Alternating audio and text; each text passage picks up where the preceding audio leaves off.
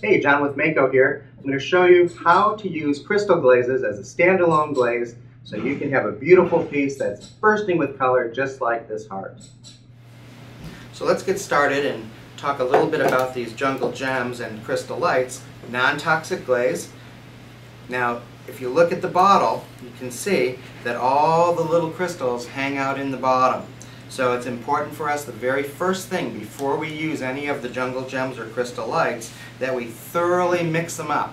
Now, shaking is not enough. You have to get down in there with some sort of a stick or palette knife, or you can even use the back end of the paintbrush, which is what you're going to see me doing. I've got my soft fan brush that I'm going to use to apply it with, and you can get down in there. Now, listen closely. You can hear that grittiness down at the bottom.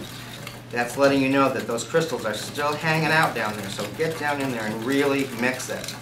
Now, because this glaze is non-toxic, the minute I stop stirring this, the crystals are immediately going to start dropping back down and getting lazy at the bottom of the bottle. So let's trick them and not give them a place to hide, and let's pour some of this glaze while it's completely mixed right out onto a flat surface. I'm using a styrofoam plate, but you could use a glazed tile or even a piece of aluminum foil. This way, when I dip my brush in, there's no place for them to hide, and I'm going to get crystals in every brushful, kind of like raisins in every spoonful. So I've got a piece here that I've started with one coat of the glaze, but I'm going to show you how easy it is to get this additional coats. Now, I'm using the soft fan brush, and it's important that you really fill it up full with glaze. Don't be stingy.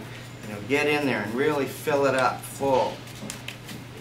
See how I've got lots of crystals and lots of glaze on my brush?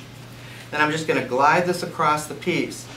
Now, the fan brush is the ideal brush because it's spreading those crystals out evenly. We don't want to have them all jammed up into a traffic jam all in one spot. We want to spread them out as even as possible. Kind of like when you're putting cookies on a cookie sheet.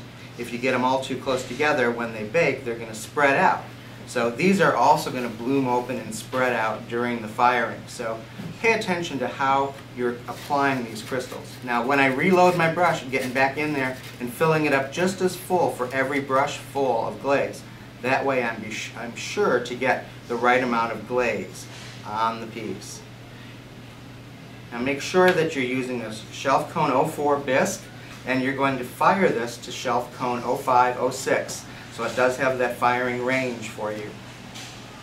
Now, they are non-toxic and they are food safe, but remember they do have a surface issue that you wouldn't want to use this on a project that the food or the drink would actually sit on it.